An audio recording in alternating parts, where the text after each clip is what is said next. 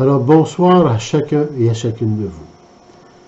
Alors ce soir, je veux m'adresser à toutes les paroissiennes et les paroissiens de Saint-Joseph de Chambly.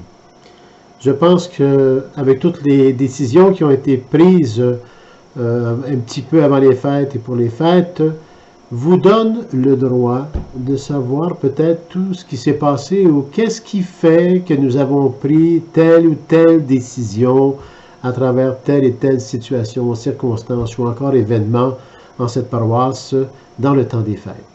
Bien sûr, tout est relié de toute façon à la pandémie et tout ce qu'elle peut faire vivre entre chacun et chacune de nous, ça c'est le moteur qui vient créer beaucoup de difficultés entre les êtres humains et plus encore. Mais nous, en ce qui regarde à nous, ici à la paroisse Saint-Joseph, d'abord, en premier lieu, lorsqu'on a envoyé la première infolette des alentours du 17 ou 20 décembre pour vous annoncer que nous étions pour offrir plus de célébrations, c'est-à-dire qu'on avait décidé qu'on mettait comme 36 célébrations. Ça avait été réfléchi, ça avait été pensé en équipe pastorale, fraternité pastorale, ici qui est à votre service, pour ne pas exclure qui que ce soit, mais inclure tout le monde, mais aussi en même temps dans la prudence et aussi sans mêler les gens un avec l'autre, parce que nous savons déjà toute la division qui existe dans cette société, et même en Église et un peu partout. Mais Jésus était pour tout le monde, et Jésus est pour tout le monde. Alors, qu'est-ce qu'on a fait? Nous avons réfléchi, et nous nous sommes dit, il y a une problémation, vu qu'il y a un problème, plutôt pas une problémation, mais il y avait un problème dans le sens que on était face à une situation que maintenant, pour entrer en Église, ça prend le passeport vaccinal. Bon. Mais là, on s'est dit, si on fait ça et on est en Église, c'est qu'on est en train d'exclure des gens qui ont besoin de Jésus eux aussi, et qui sont des croyants et des croyantes. Peu importe la façon dont ils vivent leur foi, ou leur espérance, ou leur amour, mais ce sont eux aussi, tout comme nous, des enfants de Dieu. Alors, après toute réflexion, unanimement, dans la fraternité pastorale, nous avons décidé d'inclure 36 célébrations en totalité pour les personnes qui n'ont pas leur passeport vaccinal et les personnes qui ont leur passeport vaccinal. Ainsi, on pénalisait personne et on faisait ça aussi dans un plan très sanitaire. Sur quoi qu'on s'est basé pour faire ça? On ne s'est pas basé sur n'importe quoi. On s'est basé sur ce qu'on avait reçu au niveau des nouvelles exigences sanitaires en Église. Naturellement, lorsqu'ils nous envoient des exigences sanitaires, il faut savoir que ce n'est pas les évêques. C'est pas nos évêques qui nous envoient ça. C'est qu'ils reçoivent ça puis ils nous envoient cela. Et naturellement, dans notre aujourd'hui, beaucoup de personnes qui prennent des décisions, qui sont en autorité de le faire, ne connaissent pas vraiment ce qui se passe en Église et qu'est-ce qu'on fait. La majorité ne sont pas pratiquants, la majorité ne croit plus ou moins, puis c'est même pas un jugement que je fais là, c'est que c'est une majorité qui est là, et l'Église, c'est l'Église, avec toute son histoire, puis tout ça.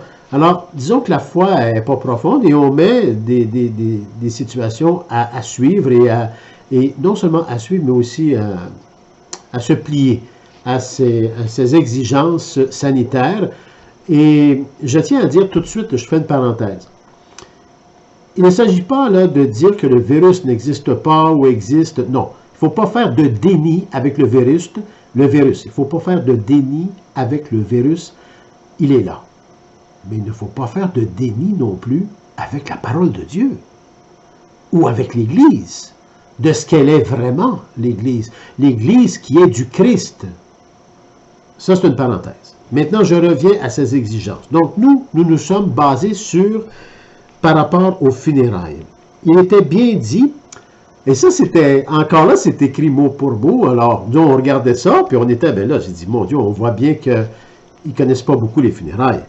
Alors, il disait que s'il y avait des condoléances, comme 1 heure avant la célébration, que tout cela était ouvert sans passeport vaccinal. Le passeport vaccinal n'était pas requis et nous pouvons aller jusqu'à une limite de 50 personnes. Bon, ça c'est pour les condoléances avant la célébration. Mais dès que la célébration commençait, là il fallait que le pasteur, moi ou Jean-Robert, on arrive et on dit, bon, maintenant, ceux qui n'ont pas leur QR, leur passeport vaccinal doivent sortir pour la célébration de la messe. Comment un pasteur peut faire ça? Mais un peu plus loin, c'était écrit aussi, c'est tellement... Un peu plus loin, ils disent que par contre, il y a une possibilité de tenir une cérémonie sans passeport vaccinal avec un maximum de 25 personnes. Alors, on s'est dit, une funéraille, il n'en demeure pas moins que c'est une Eucharistie. Nous célébrons la messe, la mort et la résurrection du Christ. Que ce soit pour Noël, la veille de Noël, que ce soit pour les messes dominicales, il demeure que c'est l'Eucharistie que nous célébrons. Donc, nous faisons le culte de l'Eucharistie. Alors, à la funéraille, il y a une Eucharistie.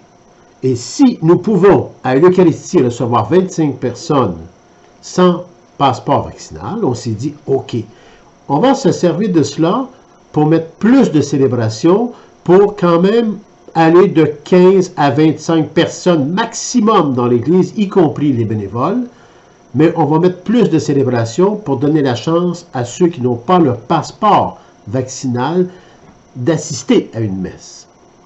Assister à la naissance du Christ. Parce que le Christ, il est venu pour tout le monde, pas juste pour un petit groupe. Il est venu racheter l'humanité. Et il est venu ici en ce monde. Il est venu, il a pris notre chair. Cet enfant Dieu, cet enfant sauveur. Alors, c'est comme ça qu'on a décidé. Mais on ne voulait pas non plus aller à l'encontre de ce qui était demandé. Le QR, donc le passeport vaccinal, était demandé pour des célébrations à plus grand nombre. 150, 180, on pouvait entrer peut-être jusqu'à 200 avec les balcons. Alors ça, c'est ce que nous avons mis sur pied.